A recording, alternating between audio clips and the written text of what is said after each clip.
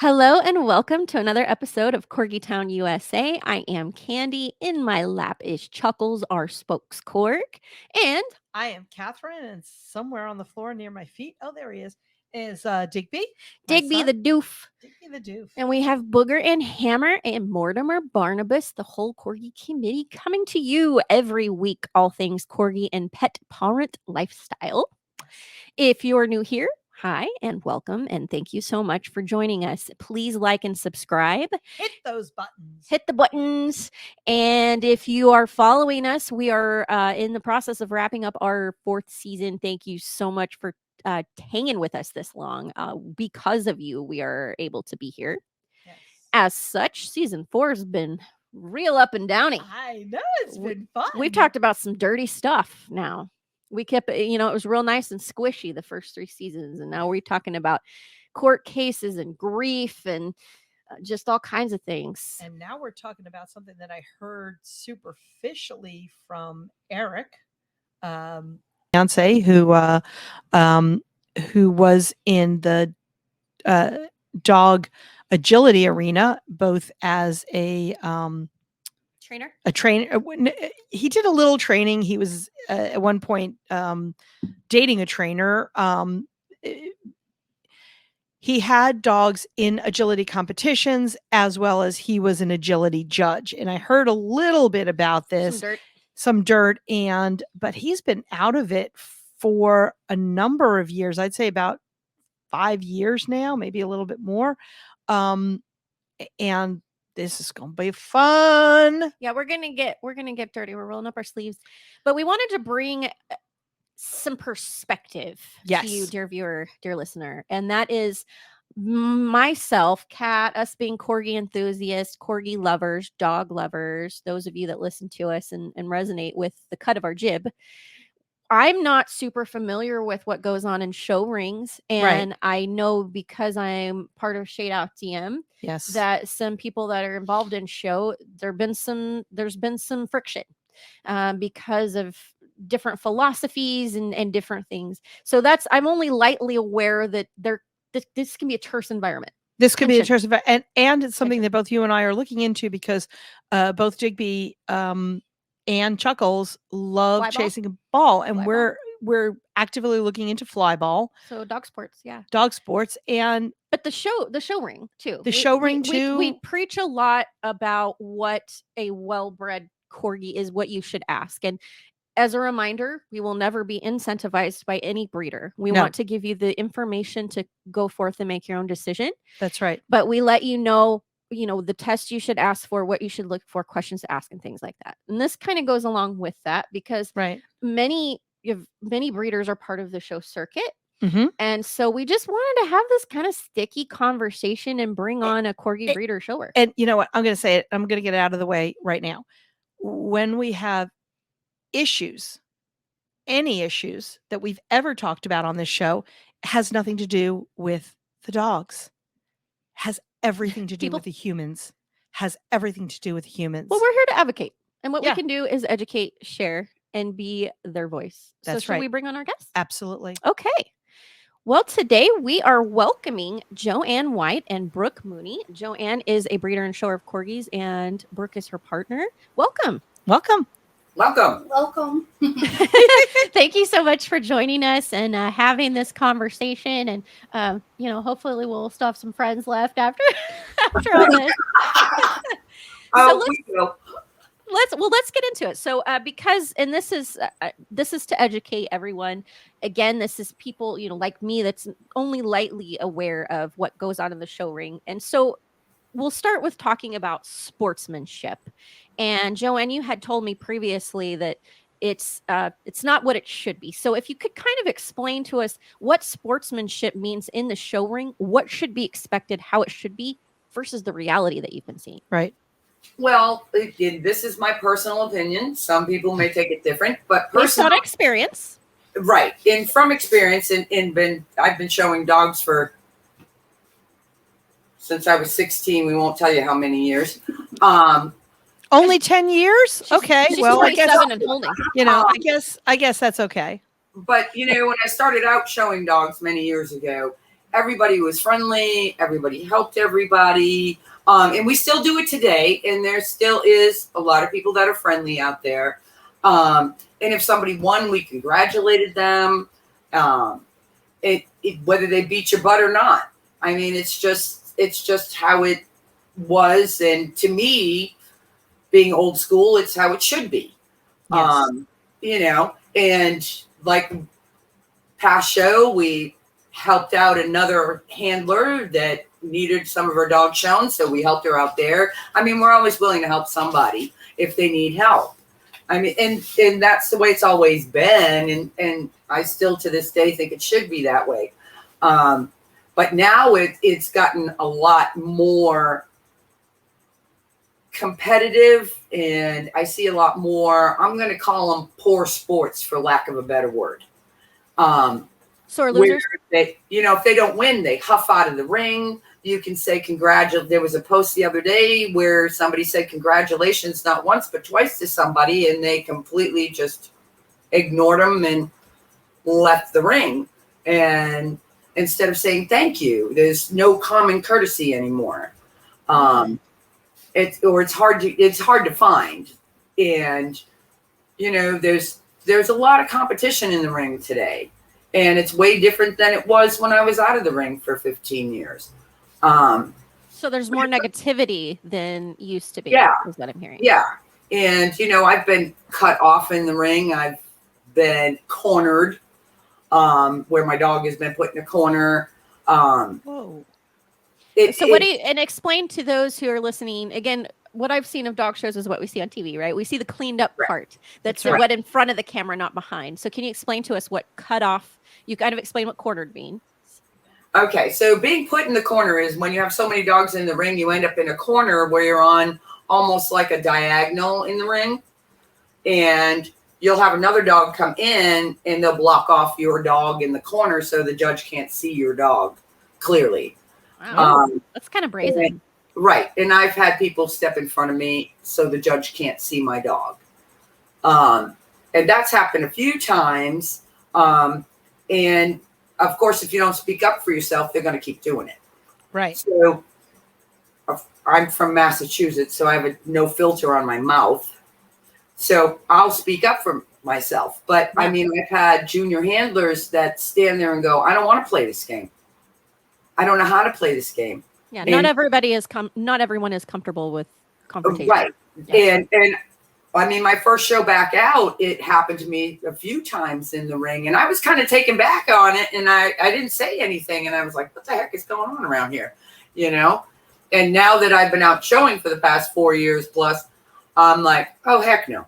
You're not cutting me off in the ring. You're not cutting my dog off in the ring. You're not running up my dog's butt, or you know, you'll get somebody that'll slow you down in the front so you can't show them. Because in a herding dog, like a Corgi, movement is everything. Mm-hmm. So you got to be able to move your dog forward. And you got to be able to adjust yourself in the ring for that. Now, I have a question. Are there rules talking about these very things? Like, I'm assuming there's some etiquette, and that sounds like etiquette is not being followed. But are there any written rules that people are supposed to be following that are not? Yeah, there's written etiquette on all of it, and sometimes it just doesn't get followed. And when you have a show where there's 500 plus dogs or more, like we're going to a show in end of November, beginning of December. God, I want to say there's probably 2,000 dogs there. Whoa, that's a big one. Yeah, it's the big Winter Wonderland show in Georgia, and there's a lot of dogs. We have like 2 or 3 buildings, and it's at the state fairground, so it's huge. Mm-hmm. It's a big show. It's like 9 days long, I think, or 8 days long. So there's a lot of dogs, and it's a lot for everybody, including your ring stewards, your judges. I mean, even the show superintendent to keep up with. So I don't think there's enough people to catch it. And I mean, some of the older judges will catch poor sportsmanship in the ring and some won't. Okay. Some of the ring stewards will catch it. Yeah. And say something, but it's the people that are showing the dogs on the end of the lead. Wow. which we shouldn't even have to check up. They should be there. We're all there for the same reason, to show our dogs and have fun and meet new friends and meet new people likewise in our breed. Be a part of a community. Yeah. Yeah, exactly.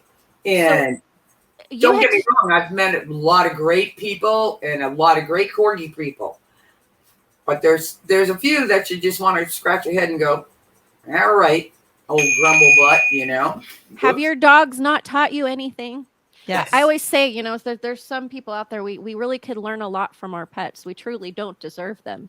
We truly don't deserve these wonderful animals, but they should teach us about behavior and compassion and unconditional love. I mean, a fellow friend of mine, and she's also a judge, and we were in the group ring together, and she had said to me, watch this person with the German Shepherd, and because she's going to come flying right through us. And she totally took that dog, went between the both of us with our Corgis. And if I didn't have the dog on the end of the lead that I had, it could have been a whole different story. She could have scared that dog, traumatized that dog for her next time to show in the ring. And it was just whoosh right through. I mean, thank God the Shepherd was nice and didn't try to bite our dogs.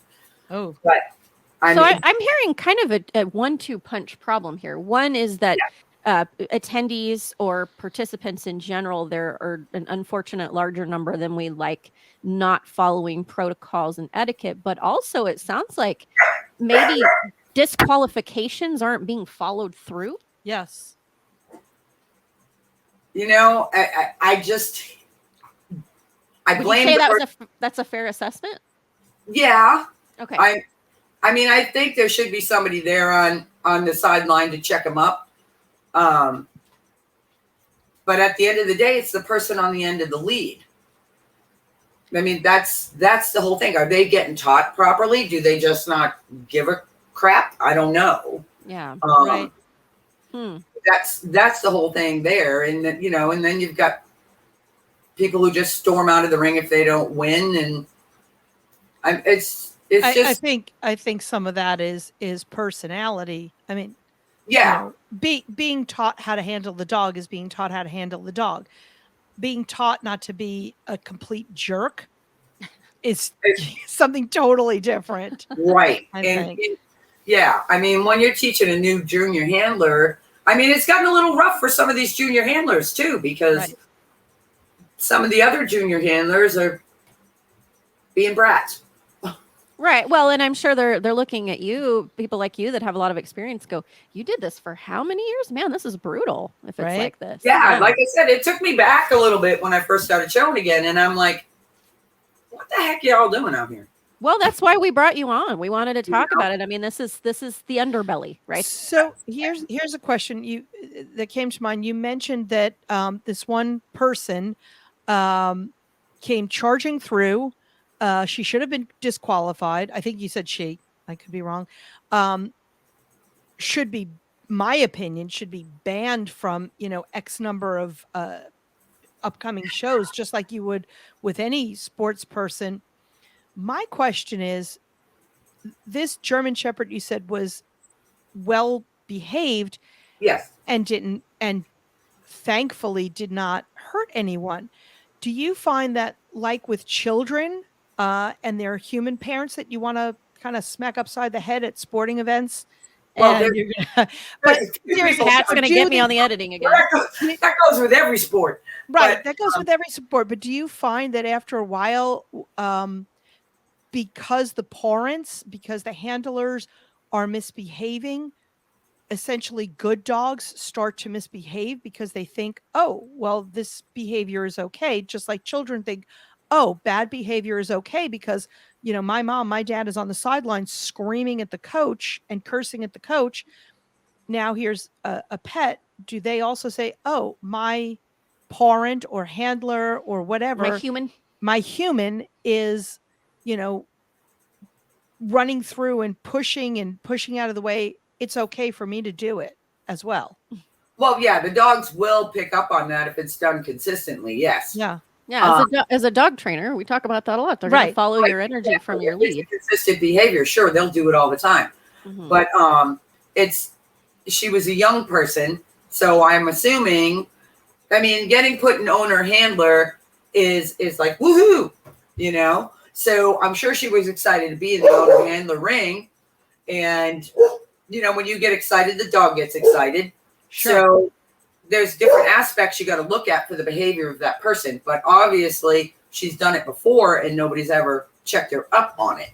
Right. So, is there a qualification process for them to be able to have that title? Because you had mentioned that's a bit of a championing. That's something to be celebrated. So I'm assuming someone has to appoint you. Yeah, you have to be like, my dog got reserve, but he also got owner handler. So that's at the judge's discretion, you know, can give the owner handler to whomever they like. But you have to be owner handler eligible, which means you have to be the owner of the dog and the handler of the dog. Okay. So you can win first place and not get owner handler, and win second place like I did and get owner handler. That's up to the judge. Okay. So you have to be up there in order to get your owner handler, and then you can go in your owner handler class. But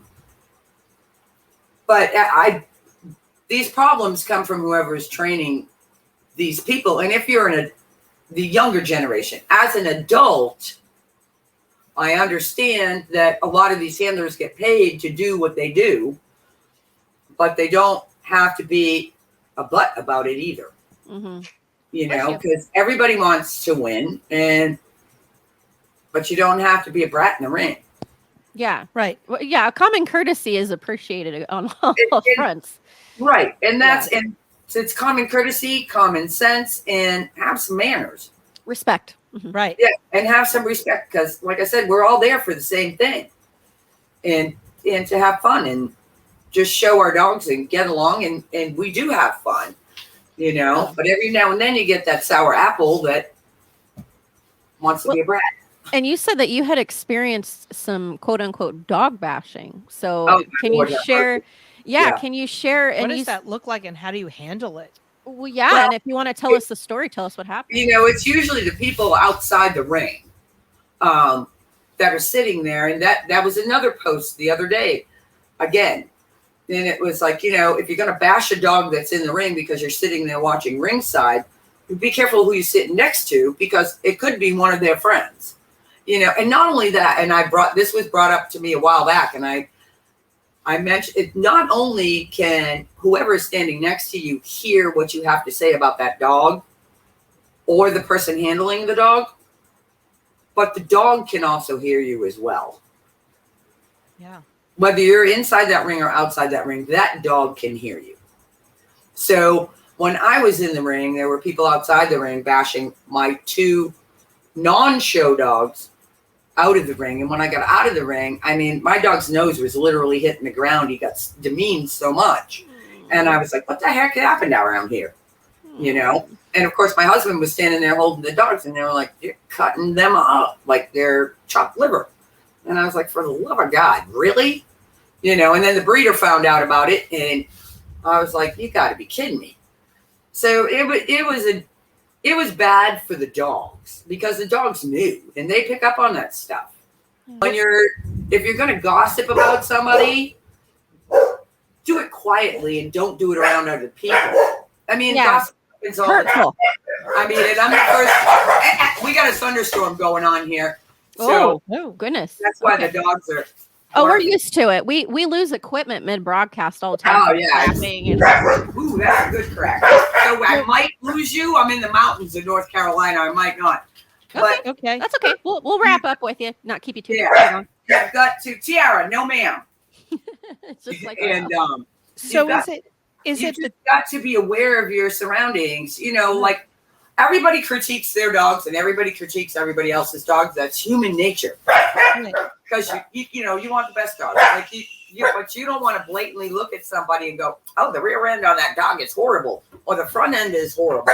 And you don't want to say that out loud where people can hear you. You keep it amongst yourself. And that may not be the truth. If that dog places, the judge obviously didn't think that front or rear was that bad. That's opinion. Right. That's the judge has parameters to judge off of. And exactly.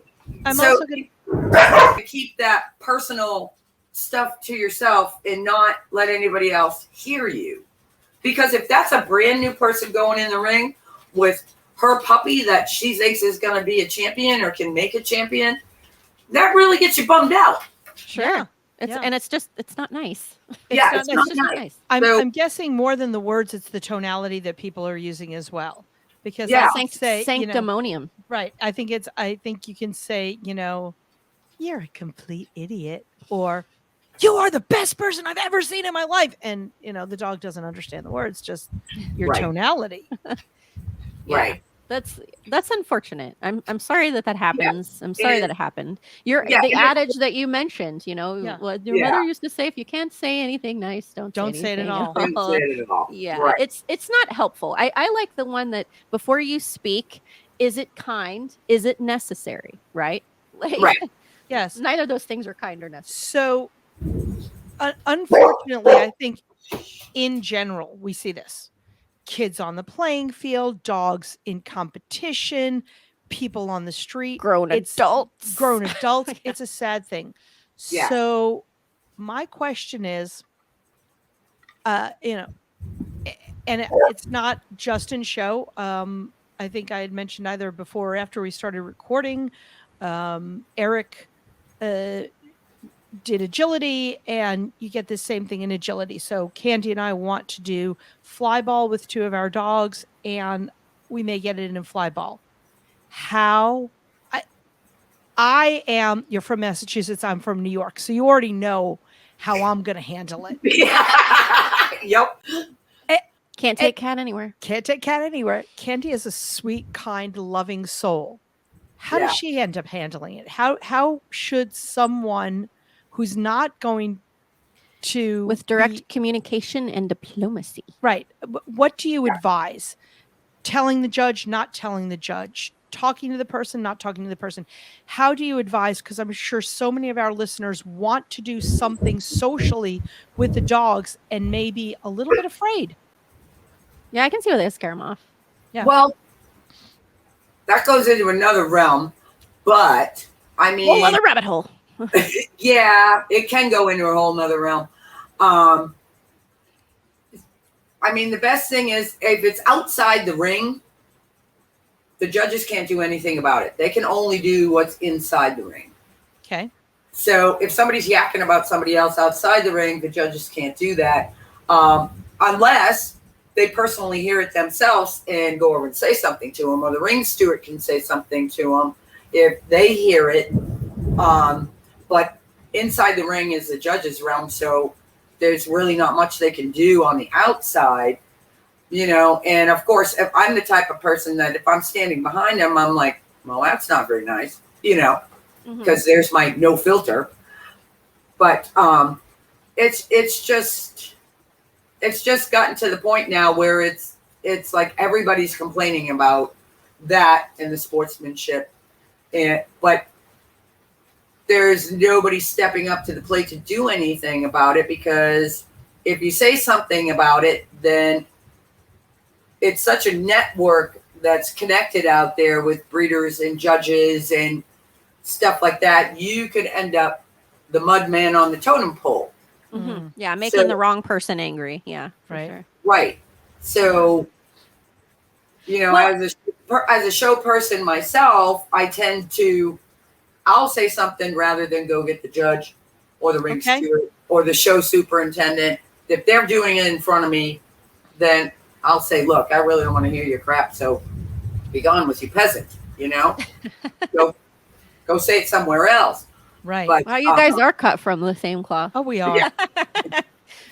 Yeah. But, well, it's I mean, what do you can't shut people up.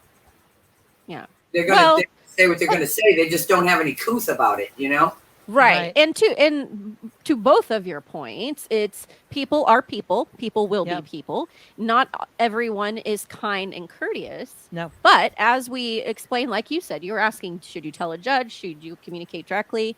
I would like to get your opinion, Joanne. What do you think we could do to make it better? Is it, is there an association that could be formed? Is this communication, getting it in front of the right people, just to make it a better place for all involved? Because that is the main objective here. I'm not sure about that. I'm not sure how many people, I mean, it's been that way for so long now that I don't think people really care to straighten it out, to be honest with you. They just kind of go on their way, Well, maybe the right generation that's in the ring is kind of like what it is all over the world. Yeah. Well, and that's, the way we can do that is communication. So that's part of why we're doing this broadcast, is to share it to people in hopes that it will reach the right people. But I would say maybe if you are listening, viewing, you're thinking about getting into the show world and start to learn these, or you have dogs and you want to take them through championships, I would say be the change, right? Absolutely. Be the change. You be the courteous person. Right. Excuse me. I'm sorry. I don't need to hear that. The people around us don't need to hear that. Please take that elsewhere.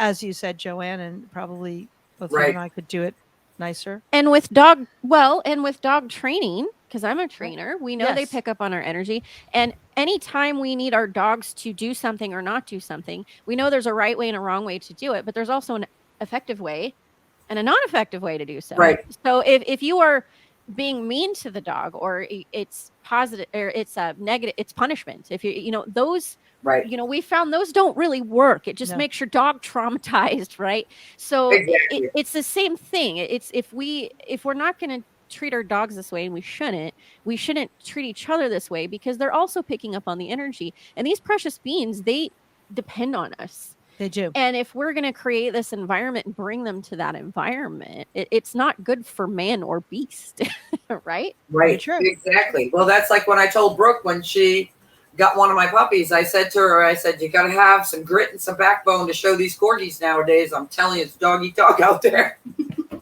And she's like, no problem. I had hounds. Yeah.